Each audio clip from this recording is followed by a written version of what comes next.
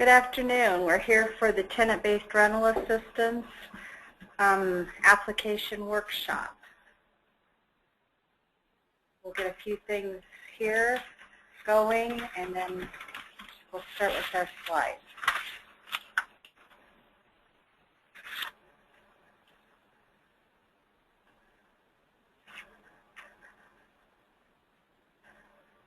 Just so that you're aware, Christine did send out a packet of slides to you, and there have been a few changes, so we will put the slides on the web after the training. So if you want the correct ones, you can go in there and print them off.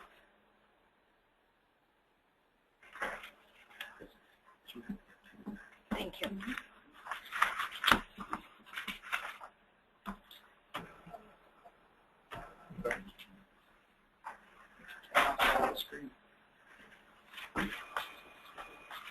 Ready?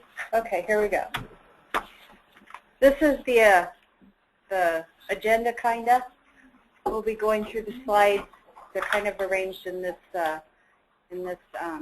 format. For the allocation for the tenant-based rental assistance on the home team, we have Caroline Jensen, our Chief Administration Officer, Connie Bryant, Rita Evel, Jerry Floyd, Nancy Peterson, and Christine Zimmerman. You'll be working with all of us through the process during the application, and then if you are funded during the funding period. Applications will open December 17th, 2013 at 8 a.m. and they will close January 14th, 2014 at 4:30. My suggestion to you is to make sure that you submit them early, because if you do not make the 4:30 deadline, you're not eligible to apply. We cannot open the round back up for anyone to try to resubmit. So there have been technical difficulties in other rounds, so we're just warning you that, you know, we really suggest you try before 4/25 to submit your application. You will not be able to review the application prior to the open date. We know you're all excited and wanting to get going. If you have applied in past years, there's not a lot of changes to the application. I'm just trying to think here. The home rules did change July 23rd of 2013, and so as we go through the slides, we'll print out any of those that will affect you. We're going to have about $5.5 million for this round, and this round will include rental without tax credits, the tenant-based rental assistance, and the home buyer program for subrecipients. Just to remind you, as of there's no federal budget for FY 2015, and last year when we received our funds, we received them really late because of Congress. So we have no idea what the plan or when we will be getting the funds for the next round of HUD. Eligible applicants are local government and nonprofit entities for the tenant-based rental assistance. One of the changes to the home rule is that the tenant-based rental assistance recipients must complete an affirmative fair housing marketing plan for their project. Prior to this was not required. It is now required with the HUD new rule. Contracts will be for 2 years, and IFE will expect the projects to be completed within that time frame. If you get close to the 2 years and you have made substantial progress, we may entertain a contract extension for a short period. Also new this year is that HUD is allowing TBRA recipients to charge the cost of income verifications and unit inspections to project soft cost. Prior to this, it has come out of the administration cost, which we did limit to 10%, which is required by federal HUD rules. But now it can be charged as a part of a project cost. And you'll see when we get to the actual application budget, we'll show you that. But the cap on these project soft costs is 8% of the home request.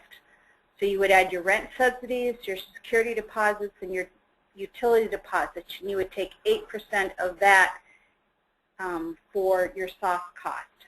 And you have to provide verification of your soft cost. You just can't put so much per unit. So it's actual cost, but they're just allowing you to do it under soft cost. Subrecipient role. A subrecipient is a public agency or a nonprofit organization designated by IFA to administer all or a portion of the IFA's home program allocation. A subrecipient is responsible for compliance with all home regulations, and failure to meet compliance regulations could result in the repayment of funds by the subrecipient. And the subrecipient is who is applying for these funds. IFA will have a contract with the subrecipient, and you will follow the contract and the federal and state rules that go along with the TBRA program. We have talked a little bit, but the general administration helps you to manage the TBRA funds. Again, it's a separate line item in your budget, and it'll be shown on your Exhibit A of your contract if you would be awarded. Now, this is new also. General administration costs are capped at 5% of the total for rent subsidy, security deposit, and utility deposits. So you are going to get 13% rather than the 10% that we have given you prior, even though you're only going to get 5% for your general admin. We've added in the 8% for the income verification and the inspections.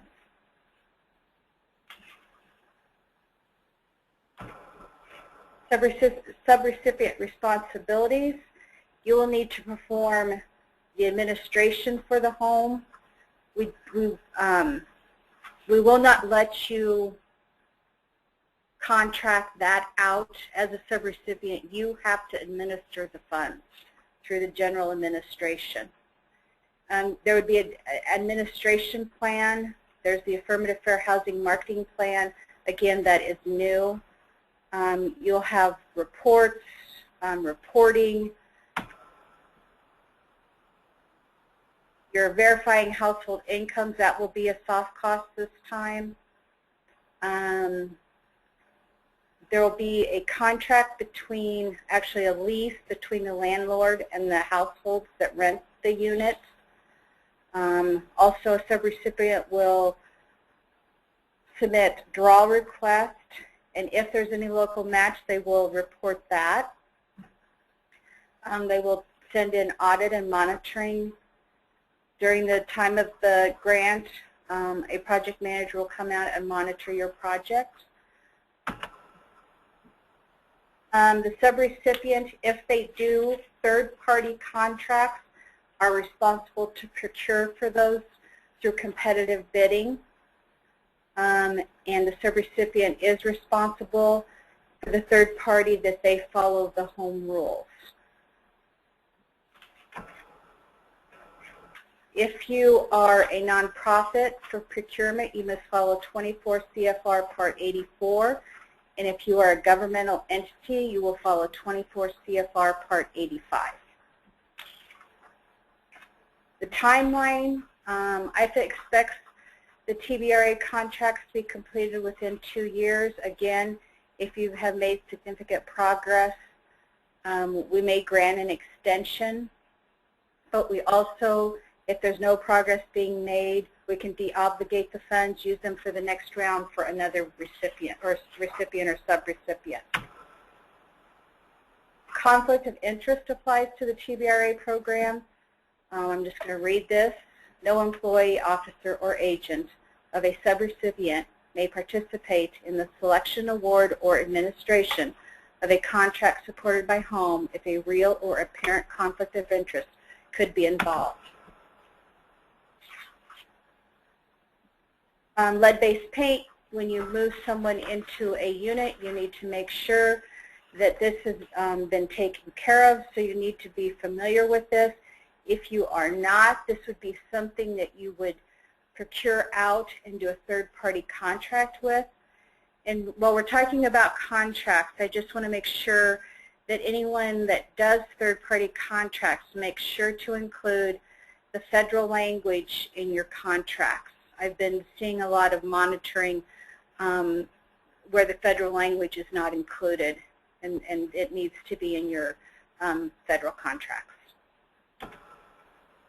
I'm not going to go over the lead-based paint, and it just gives you some summary of it. We're going over these other federal regulations because some of them will cost you time and some of them will cost you money. So we just want to make sure you're aware of them so that when you put your application and your budget together that you include those so that if we do fund you, that the grant doesn't come up short for you. Environmental requirements, these are category excluded, not subject to. There's no publication. There's a few forms that I usually send out to the TBRA recipients. They must return, and then they are ready to start their projects. So just be aware that, really TBRA should almost start at the time that we notify you of your award, because with the environmental being so easy to do, you should be ready to proceed. And that's what HUD wants to see, and that's what we want to see. The TBRA overview. The maximum amount award of TBRA is $1 million. 90% of the households served must have income at or below 60% of the median income. All households must be at or below 80% of the median income. And there is a new tool on the HUD website. It's the CPD Income Eligibility Calculator. If you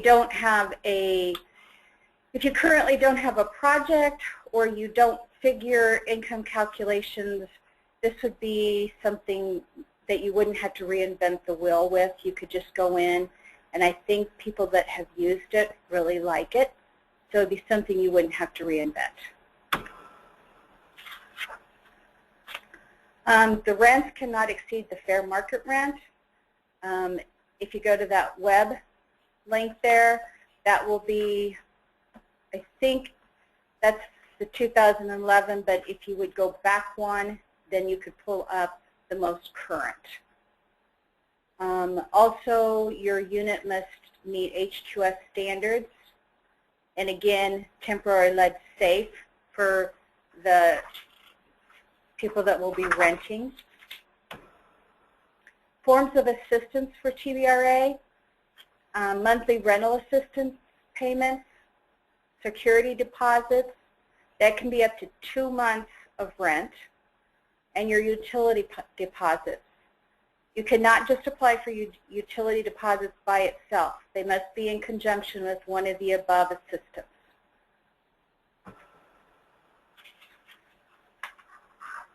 TBRA can be paid directly to the landlord or to the tenant.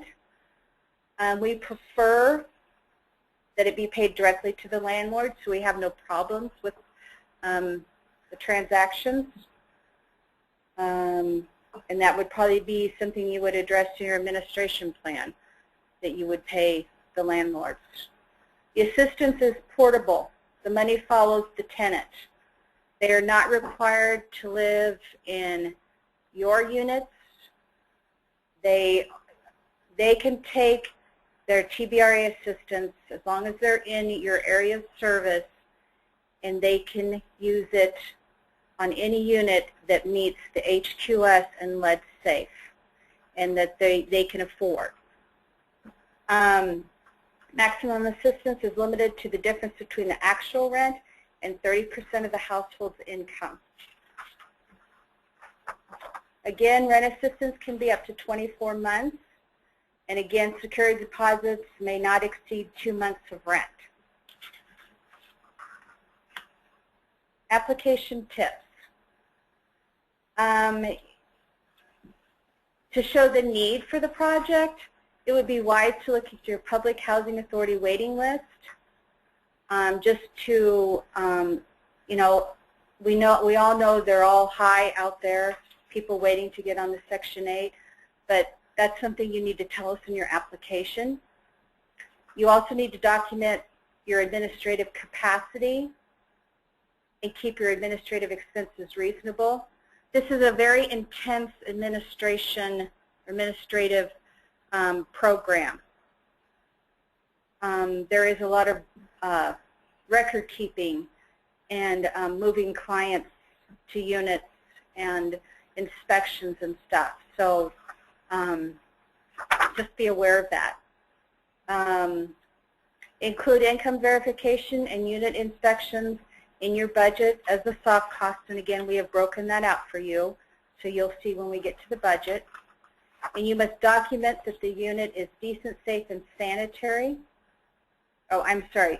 You need to help us look at the application.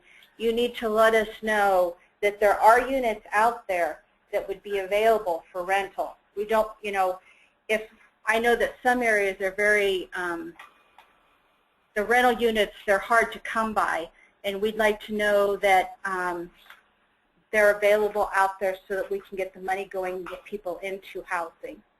If you work with other agencies, that would be great, because you know, if you have a network formed or could form a network, that would be great. That would assist, you know, the people getting into housing, which is what the end result we would like to see.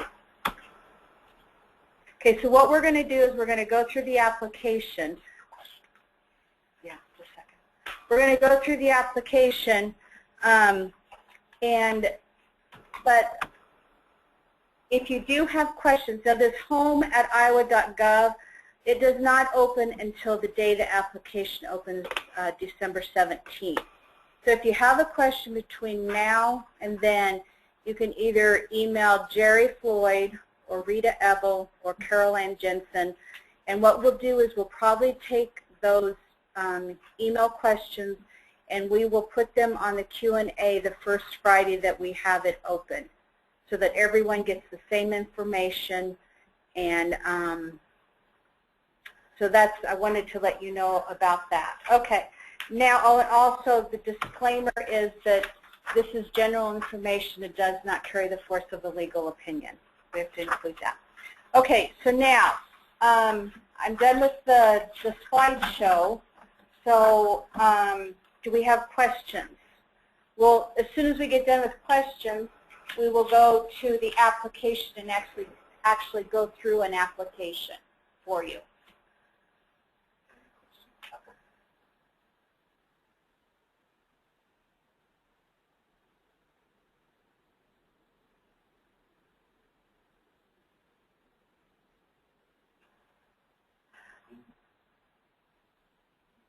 Okay, we don't see any, so we're gonna move on then to the application. Jerry's helping me with the technical. I'm not the most techie in the world. I'm not an overachiever in the computer department. Okay. So here is when you sign up and come in to fill out an application, this is what you're going to see. I just wanted to let you know that the overview fills in from all the other information that you actually put in. So when you first open this, your overview is going to be blank because there's nothing going to be there because you haven't put it in yet. So anyway, so I'll try to remember. I don't think I did last time. But anyway, so we'll start with the general information. It just kind of tells you what I went over in the slide. I would read through it. Tells you what you can apply for, the percentage of your eligible households, your unit, your rent and lease restrictions, and it gives you an application review. Application deadline, January 14th at 4:30. Please don't wait till 4:25 or 4:20. We prefer that you. And again, if you have questions, it's home@iowa.gov. Okay. And once you go in here and look at this, this one is an easy one. You get a green check. The thing of it is, when you get done with your application, you want all of these checks, all green checks. If you have a red X, you're not going to be able to submit your application. And what you need to do if you do get red X's is you go into your error log down here at the bottom. So, okay. And there's nothing, oops, sorry.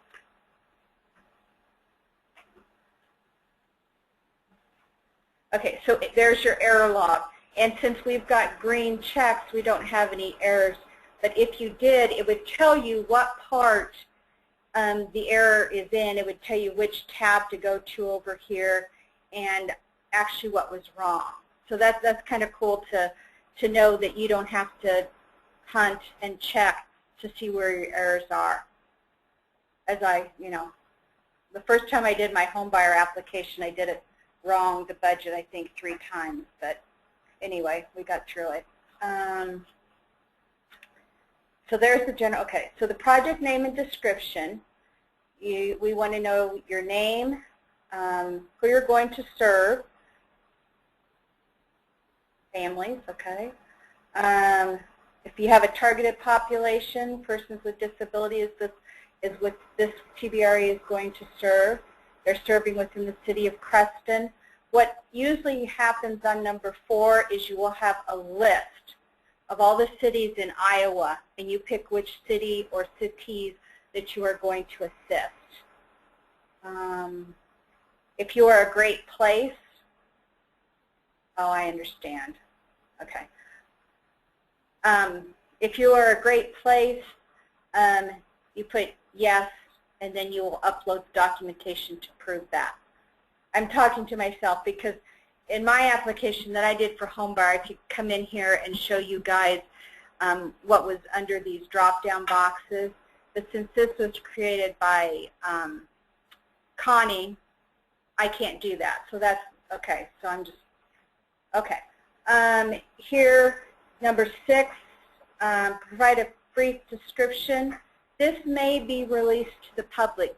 We just want something that tells us who, what, where, how many, because it very well could be when we send out the list of recipients, it's just, it doesn't need to be flowery. It just needs to be what you're going to do. And does your public housing authority have a waiting list? I assume everyone would probably answer yes. And then let us know how many are on that waiting list and what the average wait period is. Some of them, they've had to cut their waiting list off because they have so many people, and I think they're 3 or 4 years long. So, and then let us know what your other needs are, just besides public housing authority list. I mean, if you've got homeless shelters that are filled to capacity and aren't being able to serve people, or anything that will let us know that you have people out there that need rental assistance. Or maybe they have rent, but they don't have the deposits to get into a unit or something. Just let us know there. This is where you're selling us your project, because a lot of this stuff's going to come in and it's just boilerplate, you know, yes, we have a waiting list, yes, this. But, you know, sell us your project so that, you know, you stand out above the rest. If it's going to be coordinated with other housing programs, then let us know about that. I know that some of the projects out there are working like with the Salvation Army. They refer people to from there to the TBRA recipients and stuff. So any coordination is a plus. Please tell us what percentage of AMI that you are expecting to serve. Some people serve the very low, very, very low at 30% if they're serving people that are homeless or almost homeless. So let us know what AMI you're going to be serving. We really HUD limits the TBRA for 2 years, but there's in the rule it states under extenuating circumstances you can have it longer than that. So we would have the service to one person for 2 years, and then if you can justify to us why it should be more, you have more money or money available, then we would work on that. Do you have a plan that they will be self-sufficient? And I believe that plan then is uploaded in our exhibits, which we will show you later. The minimum amount of money that the tenant must contribute, I've seen that as low as 25. You know, when you're helping the homeless or near homeless, it's hard for them to have, you know, a large amount of money available. Your units need to be HQS.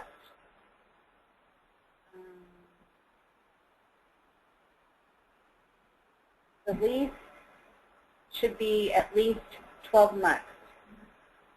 And also there are prohibited lease terms from HUD that you cannot have included in the lease, which would mean like the tenant can't sue the landlord or something.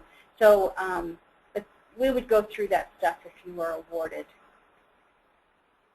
And actually, it looks like we have the link here that actually gives, so if you want to see what those lease that they can't have in the lease, then you would go there to that link. Okay, so the project name and description we've gone through, subrecipient organization. This is who is applying. PRB Housing out of Creston. There's no identity of interest. That doesn't really play a big part in TBRA or home buyer, but the question's there. This is a local government.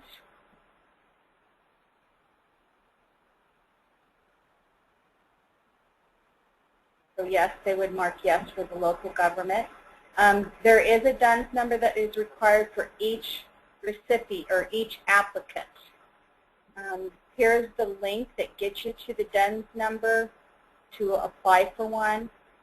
I understand, I've not done it, but I understand it's not too hard to do it, but you do get some emails back asking you questions and stuff. So I guess just be aware of that. But it is required from HUD that we have that DUNS number. Keeps track of where their money goes. You'll have your tax ID number. You'll have a contact person. Please make sure that that contact person is who you want it to be. It needs to be, how this process works is you'll fill out your application, you will submit it to us, and then we will have a review period. And at the end of that review period, we will have a deficiency notice. So if you're missing something in your application, we will be sending out a deficiency notice, and you have to respond back to that in order to be eligible to be considered to keep going down the path. And so if this person isn't available to answer or get emails about the deficiency and stuff, so just make sure that person is someone that's going to be there to, if we need assistance with your application. Capacity. This is a big one for HUD now. This is why we've enhanced this area. Wants to know, has this organization submitted a state home application? This one has. Has the subrecipient organization previously received a state home award? Yes, they have.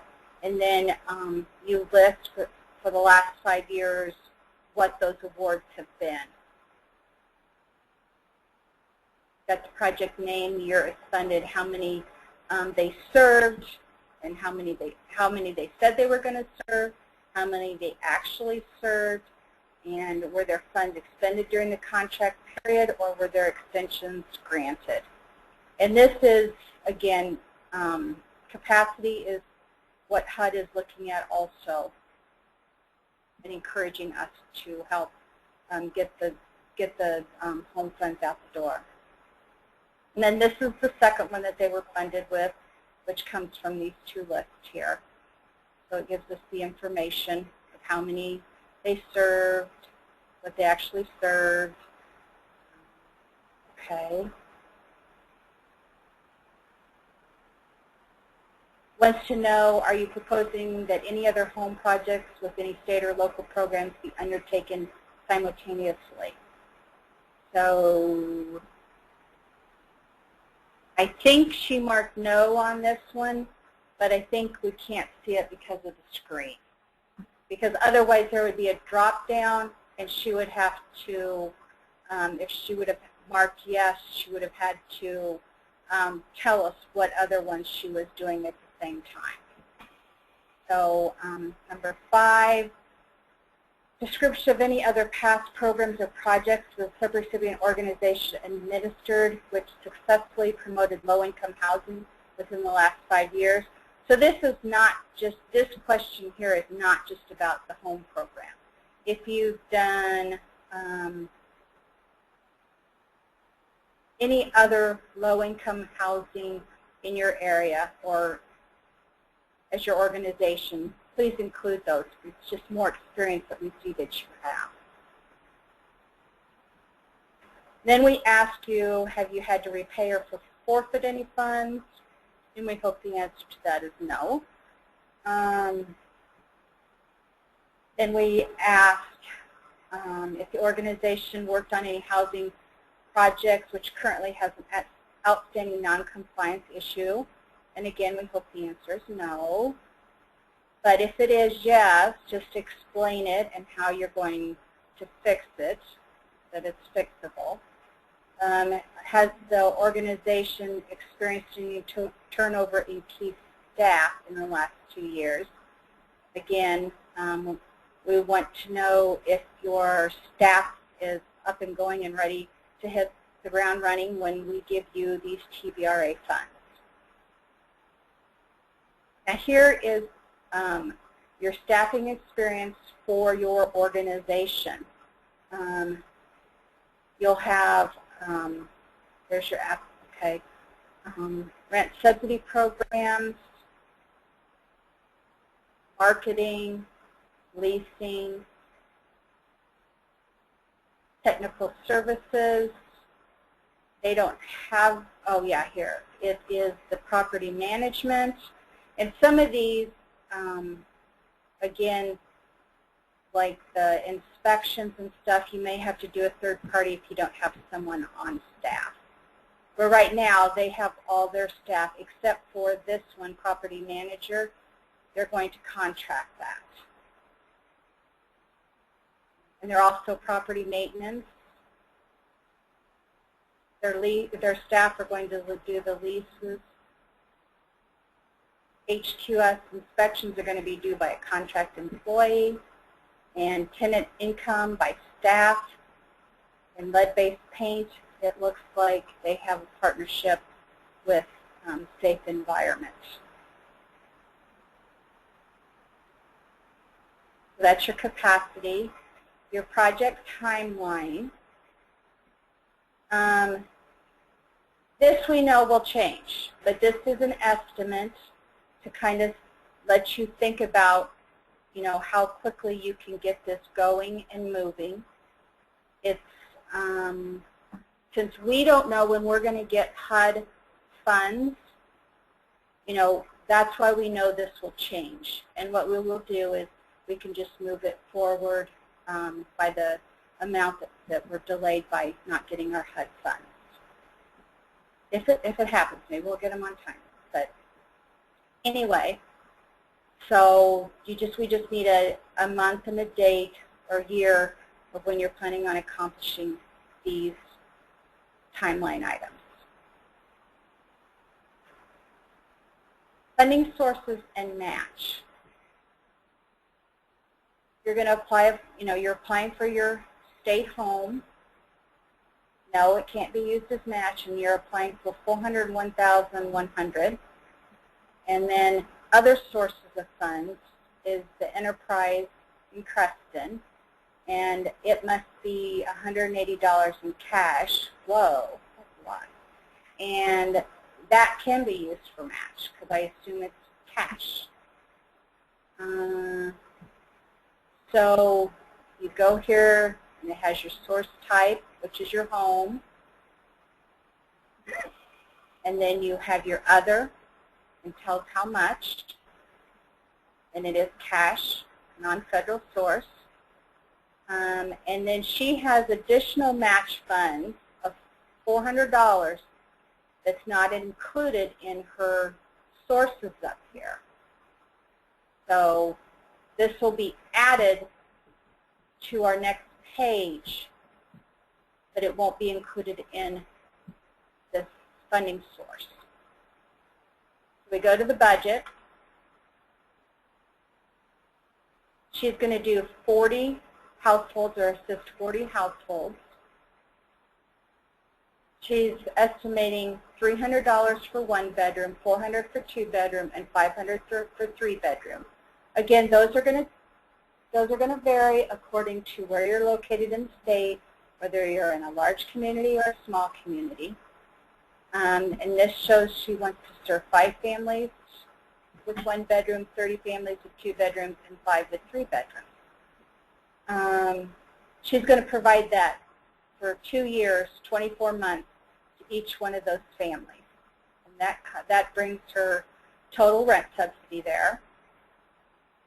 And then she is going to, there was no other funding sources for her rent, so that's all coming out of home, $384,000. Then she's going to have security deposits also, or off of that. Maybe not all of them will take it. Maybe they all will. But she's going to have $200 of security deposit that she will let them have or grant to them. And 40 families are going to have that. So when you do the math, that's $8,000. There's no other sources, so all of that will be coming from home also. She has no utility deposits. So the families will have, if they're necessary in the unit, then the families will have to come up with that. Or maybe you have another program also that provides you utility deposits. Again, like we said, working together with organizations and others, it helps spread your money across your clients. Okay, so now here we come. Okay, so now if you take these top 384, 8,000, you can take your general admin of 5%. That's where you get your general admin. Okay, then for your soft cost of your housing inspection and your income eligibility, it is 8% of these 3 figures here. So again, a total of 13%. But you have to keep it 8 and 5. Just don't lump it together. So your housing inspections, she's saying it's going to cost her organization $90. 80 inspections, because some of them won't, and they'll be inspected.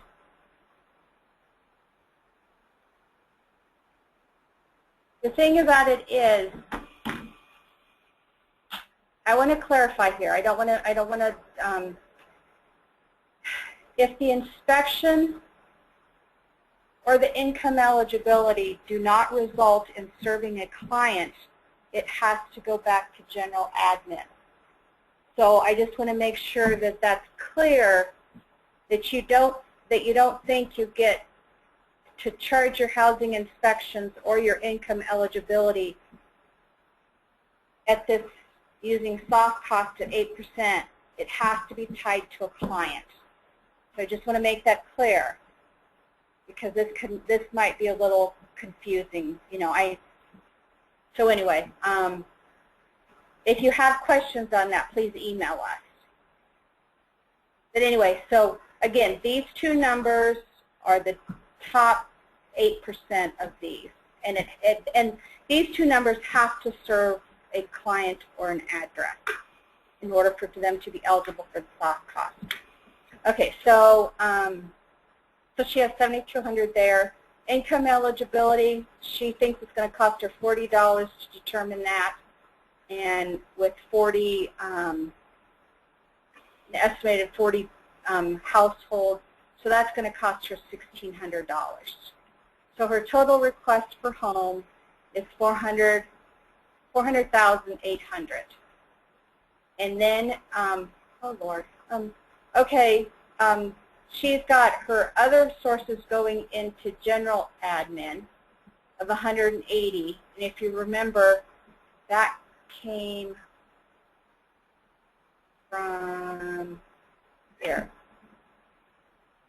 funding sources and match, I believe. That 180 is right there, so that's where that number comes from.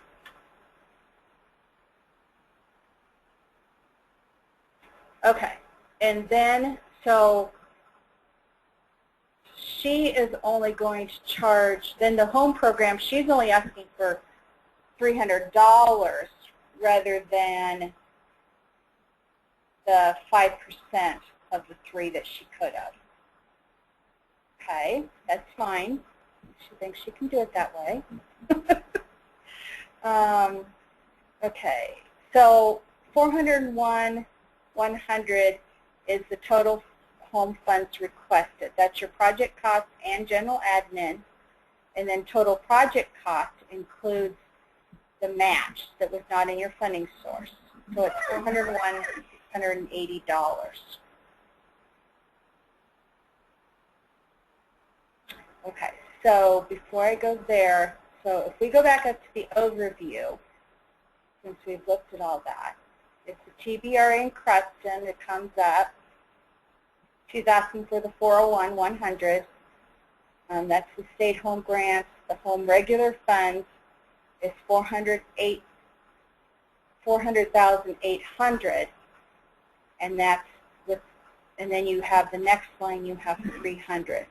So these and these add to this. So that's what she's asking. And again, over here, it has, you can't, on the soft cost of your inspection and income, you can't exceed 8% of the rental subsidy, security deposits, and utility deposits. And then your general admin cannot be more than 5% of those 3 also. Okay, and she is providing rent subsidy, security deposits, and not providing utility deposits.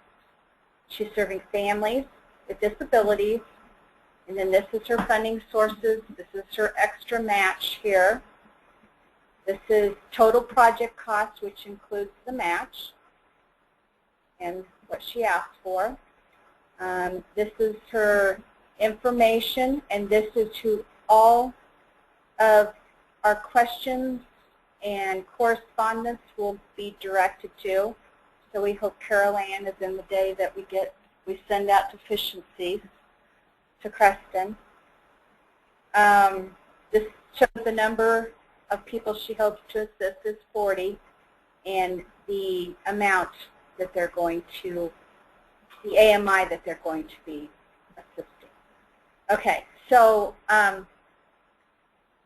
Connie uploaded exhibits. If you were here earlier, I didn't, so I had a red X over there. So I could not submit my application because I had red X's. But most of these are HUD, or I shouldn't say most, some of them are HUD forms that we're just required to get. But please make sure that you upload the right documentation to the right spot. If you don't, we would deficiency it, and you would have to provide that during the deficiency period. There's the application certification, assurance signature page, application recipient disclosure update form, a W-9, a minority impact statement, no lobbying, disclosure of lobbying. So if you do lobby in number H6, then you have to tell us in H7 what you're lobbying. Local support. Any local support that you could provide would be helpful, showing us the need and that the community is working together. That's always a good thing to show in an application. So any of those letters that you can get that can be on letterhead, it just gets your application stronger, you know, showing that you're working together or that your local government supports this program. Nonprofit status, if you are nonprofit, you need to include that. PHA rent standards, please include that. Please include the most current. PHA utilities, also please include the most current. If you are a Great Place, please upload that form. Self-sufficiency plan. If you're going to be providing that, please upload that also. The waiting list from the PHA, also please include that in your upload. And what you do is you come down here, you tell us your document type, which would be one that you want to make sure that it falls under one of these so that we know what we're looking at with the title, and then you just PDF it. That's the easiest for us. And then just upload it with PDQ. Okay. Requirements. And what you do is you need to read through this, and then you have to hit down here, I agree. And this just kind of says, you know, that your units will be HQS. Your assistance will not be more than 24 months. Yeah. Certified that you answered correctly on your application, the questions that we have for you. So make sure you don't forget to click that. But, I mean, if you would forget to click it, it would come up in the error log. So you wouldn't have to hop for it. It would just, but anyway, if you want a green checkbox. Okay. And then again, I've showed you your error log. And then I can't submit this. Usually up here by your exit, there's a save button, and then there's a submit button. And I can't do that because Connie created this application, and so I can't show you that. But when you open it up, you're going to see it. And before you submit it, I think there's like 3 walls you have to crawl over in order to get it submitted. So if you would accidentally hit submit, you're going to have to do it 3 times, I think, before it would actually. But again, once it is submitted, that's it. And then we'll have you won't be able to, I think you can see it, but you can't do anything with it. And then, well, once we get the deficiencies out, we would open them up again, You can work on it, resubmit it, and then we will let you know who we fund and who is not funded. I guess we will go to questions now.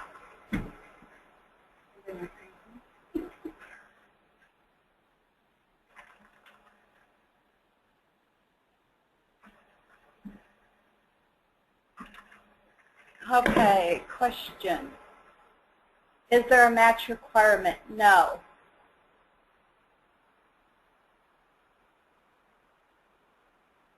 If you do provide match, there is points for that. It's not a requirement though, but again, it will help with your application. What's that say? If that is covered in the application. Question. Oh, okay. So, no, it's not required, but yes, you do get points. Okay, the next question. Is there a CHOTO set aside for TBRA? No.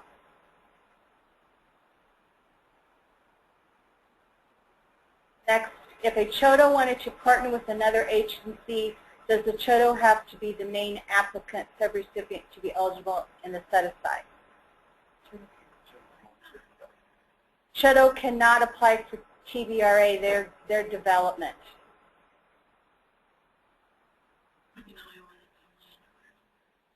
Our housing authority manages another housing authority. Can we submit one application to administer TBRA between both housing agencies? Just a second, Caroline Jensen's going to answer that. I mean, the only pause I have on this question is, remember, they're portable. The vouchers are portable, so you can't limit their housing choices. So it doesn't matter where they live within your community, as long as they meet the lead standards and the HQS standards. So you cannot limit them to just public housing agencies.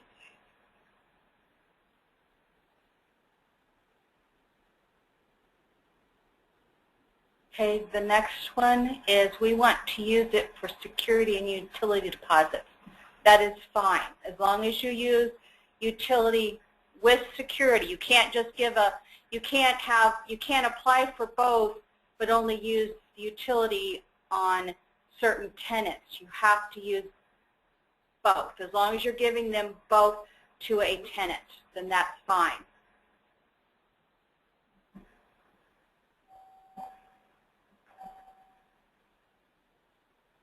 Can the local housing authority who currently administers the voucher FSS program administer the TBRA FSS program and use this as match? No, isn't it? No, I think that your problem runs into your matching federal dollars against federal dollars. And I think we've had somebody, at least on the other end, attempt to do that, but was denied. So, okay. Can you opt to cap assistance per client in order to assist more people? As long as it has an impact. I mean, if you're only going to assist them with 1 month's rent, how is that really going to, I guess you need to tell us how that's going to help them. I mean, we expect you to treat everybody the same. Yes.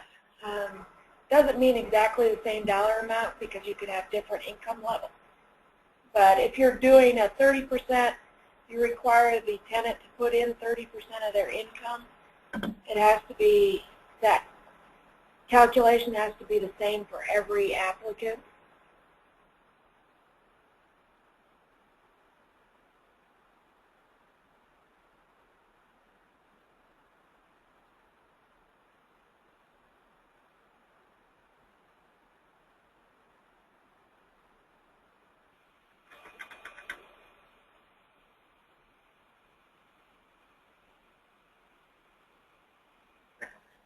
Oh, here we go.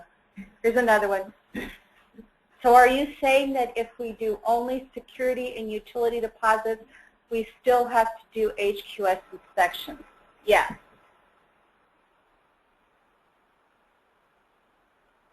Okay, so could we cap at 400 for every TBRA tenant?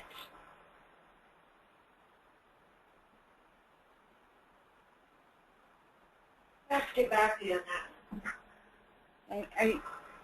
You're potentially setting some tenants up for failure in that scenario. You may have a family that needs a 5-bedroom unit whose rent is $900 a month versus someone who needs a 1-bedroom unit at $400 a month. So you would need to propose it in a way for us to be able to answer your question on whether or not it's fair across the board.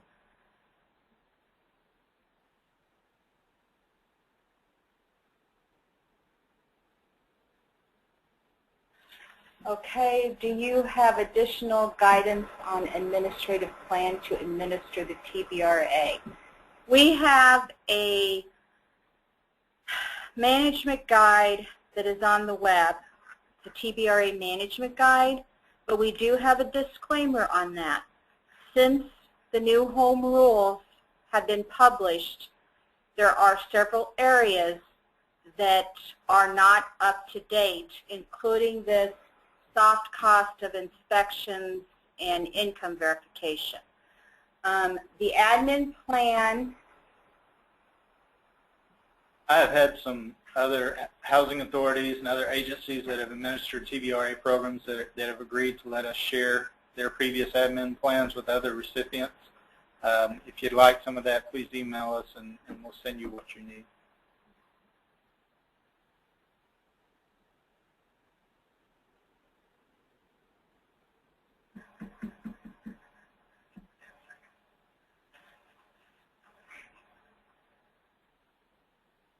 Any other questions?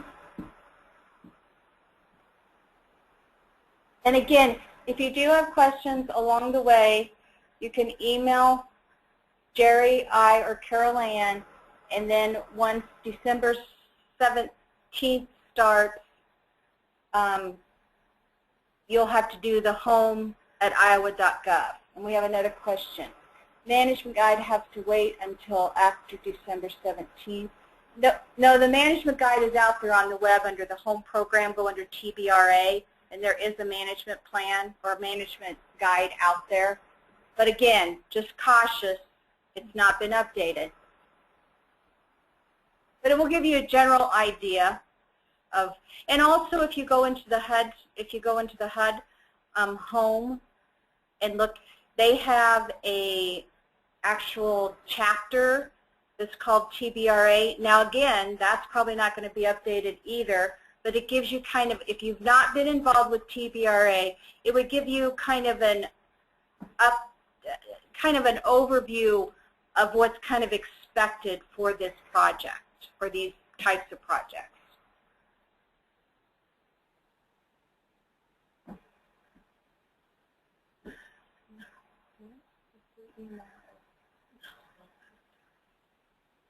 So he was talking about the administration plan.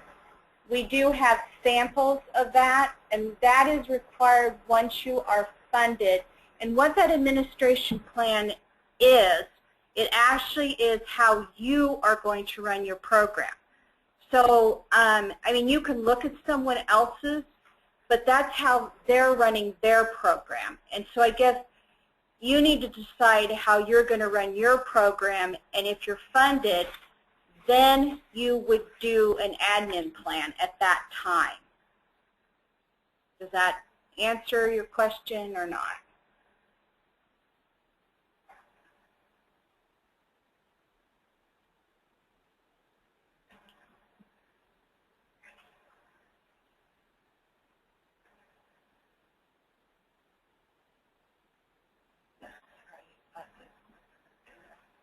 No, that's fine.